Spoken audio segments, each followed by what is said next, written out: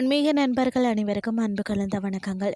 இன்றைக்கு நாங்கள் ஆன்மீகம் சம்பந்தமான பதிவில் ஏன் கோயிலை வலப்புறமாக சுற்றி வாரம் ஆலய பிரதட்சணத்தின் பின்னுள்ள ரகசியத்தை பார்க்கலாமா வாங்க. கோயிலுக்கு சென்றால் நாம செய்யக்கூடிய மிக முக்கியமான ஒரு செயல் பிரதட்சணம். வெறுமனே கோயிலை சுற்றி வருவது மட்டுமில்லைங்க, இதற்கு பின்னால ஆழமான ஒரு பிரபஞ்ச அறிவியலும் உடல் ஆற்றல் மாற்றமும் ஒளிந்திருக்கிறதா. ஏன் வலப்புறமாக சுற்ற வேண்டும்னு சொல்லி பார்த்தீங்கன்னா, நமது பிரபஞ்சத்தில் இருக்கக்கூடிய கோள்கள் அணுக்கள் முதல் டிஎன்ஏ வரை பெரும்பாலானவை வலப்பக்கமாகவே சுழல்கின்றன. கோயிலின் கருவறையில் பிரதிஷ்டை செய்யப்பட்டுள்ள மூலவர் ஒரு மாபெரும் ஆற்றல் மையமாக திகழ்கிறார். நாம வலப்பக்கமாக சுற்றும் போதும் அந்த மையத்தில் இருந்து வெளியாகும் நேர்மறை ஆற்றலோடும் நமது உடலின் ஆற்றல் தடையின்றி ஒன்றிணைக்கிறது. காந்தப்புல ஈர்ப்புன்னு சொல்வார்கள். பொதுவாக கோயில்கள் பூமியின் காந்தப்புல விசை அதிகம் உள்ள இடங்கள்ல தான் கட்டப்பட்டிருக்கும்.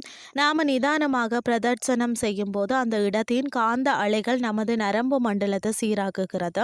மையப்புள்ளி ஈர்ப்புன்னு சொல்லுவார்கள். ஒரு வட்ட பாதையில பார்த்தீங்கன்னா மையத்தை நோக்கி நகரும் போதும் நமது மனம் சிதறாமல் ஒருமுகப்படுத்தப்படுகிறது. இது தேவையற்ற எதிர்மறை எண்ணங்களை வெளியேற்றி மனதை அமைதிப்படுத்துகிறதுன்னே சொல்லலாம்.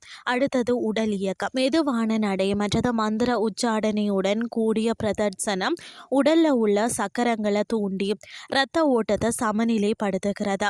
பிரதட்சணம் செய்யக்கூடிய முறை பார்த்தீங்கன்னு சொன்னால் நிதானம் கட்டாயம் அவசியம். ஓடக்கூடாது. மிகவும் மெதுவாக கர்ப்பிணி பெண் கையில் எண்ணெய் பாத்திரத்தை ஏந்தி நடப்பது போல மிக கவனமாக நடக்க வேண்டும். அது மட்டும் இல்லாமல் பார்த்தீங்கன்னா கால்கள் நடக்கும் போதும் மனம் அந்த இறைவனை மட்டுமே நினைத்து கொண்டிருக்க வேண்டும். பலன்கள் பார்த்தீங்கன்னா மன அழுத்தம் குறைக்கிறது. சிதறிய எண்ணங்கள் ஒருமுகப்பட்டு தெளிவு பிறக்கிறது. உடலின் ஆறா எனப்படும் ஒளிவட்டம் தூய்மை அடைகிறது.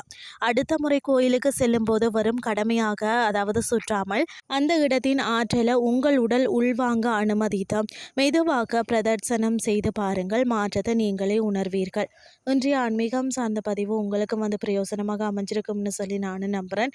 இதே மாதிரி மற்றொரு ஆன்மீகம் சார்ந்த பதிவோடு உங்களை சந்திக்கிறேன். நன்றி.